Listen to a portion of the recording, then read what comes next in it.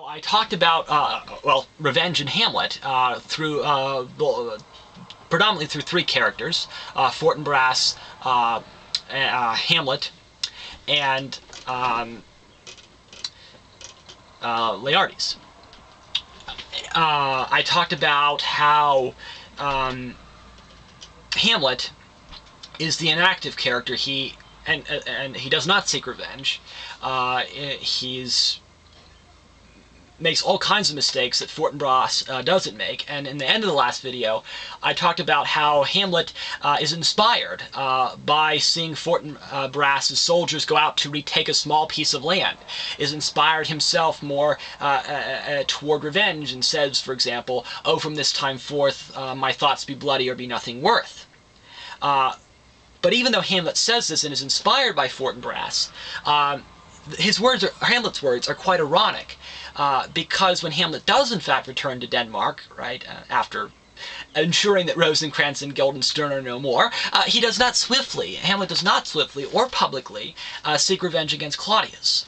In fact, Hamlet must ask Horatio, and he does so. He says, does it not, thinkest thee, stand me now upon him that hath killed my king and whored my mother, it's not perfect conscience to quit him with his arm. So even though Claudius has clearly, there's no doubt about it, Claudius has clearly murdered King Hamlet. At this point we know that for certain, and has attempted to have Prince Hamlet murdered.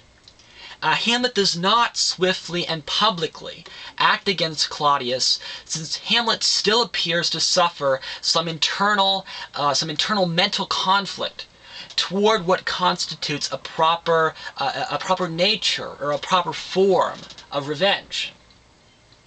Likewise, Laertes, after being poisoned with his own sword, appears to recognize his fault in not acting publicly and transparently when he says, "I am justly killed with mine own treachery." So subsequently, Laertes publicly asks Hamlet for forgiveness, saying, "Exchange forgiveness with me, noble Hamlet. Mine and my father's death come not upon thee, nor thine upon mine." Right, and that's Act 5, Scene 2, lines 271, no, 271 and 270 through 273. So this would appear to indicate that both Hamlet and Laertes are able to die with clear consciences. Clear consciences. I can never say that word correctly. Having repented their actions taken in the pursuit of private revenge. So therefore, based upon the first section of, based upon what I've already talked about, my first comments, the reader or the viewer of the play should reasonably conclude that that if Hamlet had taken swift, this is key, if Hamlet had taken swift and public revenge, he would have been able to avoid accidentally killing Polonius and having Rosencrantz and Guildenstern murdered. Additionally, what we can theorize, at least, that Ophelia and Gertrude would probably not have died. I mean, again, this is obviously speculatory. You could clearly hold a different view when you read Hamlet, but Hamlet was very popular with the people of Denmark. He was also childhood friends with Rosencrantz and Guildenstern, and so it stands to reason that if Hamlet would have acted quickly, he might have been able to arouse public support against King Claudius. Especially after the conclusion of the play within the play called The Mousetrap, right? In which, again, King Claudius behaved quite strangely. Hamlet might have called a meeting. Hamlet might have attempted to convince the nobles of what he had learned of Claudius's devious behavior, with Horatio supporting or sustaining his claims. Or perhaps Hamlet might have proclaimed to the crowd, while Claudius was clearly mentally affected by the murder within the play, that this play was his own test to determine whether Claudius had really murdered King Hamlet. Hamlet might have then told the crowd, right, that the king's madness is simply the result, right, of having received information that his father was murdered, right?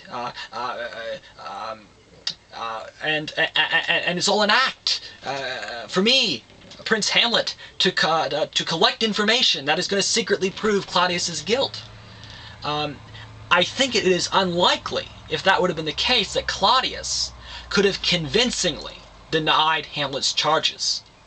So, if Hamlet would have acted in this public manner, Hamlet may have been able to alleviate at least some of the tragedy that followed, if not all of it. So likewise, to that, even if Hamlet does not act publicly, I mean, even if Hamlet wouldn't have even acted publicly and would have killed Polonius, Laertes could have sought a similar kind of public revenge against Hamlet for Hamlet's murder of Polonius.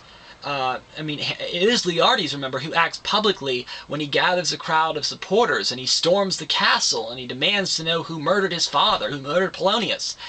It is only after Claudius engages in some clever mental manipulation that Laertes consents to substituting the private and the secret and the dishonorable revenge of poisoning Hamlet for a public and an open and an honorable revenge.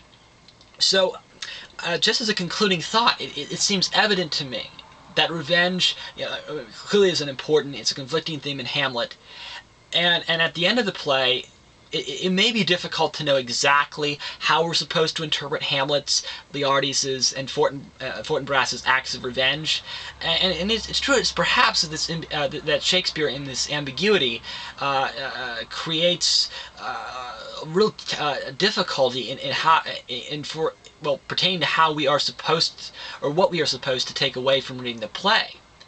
However, because we're literary, at least I'm a literary scholar, trying to be, you can't say that maybe Shakespeare didn't actually mean any of this and we're all speculating about nothing. So the way I read this play, when I have to read it and try to create some meaning, is that we can read this play as a commentary on public versus private revenge. A commentary in which a timely and a public revenge is honorable, while a sneaky or a secret or a private revenge, using, of course, these underhand methods that I've already discussed, is dishonorable and it leads to tragedy. So then my concluding thought would then be that by acting publicly and openly, Fortinbras demonstrates honorable revenge, while Hamlet and Laertes, because they're acting underhandedly, right, Laertes at least is, and untimely and indecisively, that's Hamlet, they create additional conflicts that lead to their tragic deaths. Well, lastly, I want to say that, just for those who are interested, the thoughts that I've expressed in this video are completely my own thoughts. I mean, I suppose that some of my professors may have presented similar thoughts in classes, but the thoughts expressed in this video, the ideas expressed in this video, are entirely my own. I did not borrow them from websites or from other scholars. At least, I mean, I've read other scholars, so I know what the scholarly commentary is on Hamlet, at least somewhat well. But my reading of Hamlet is in fact my own reading, and therefore you shouldn't take away from this video that I am, plagiarizing some other scholar or borrowing that scholar's ideas without giving that scholar credit. The ideas expressed in this video, again, are entirely mine own. And if you use them in your own reading of Hamlet, just be aware that they are my own ideas, and they sometimes contradict with what one or another scholar might happen to say. All right, well, thank you for watching.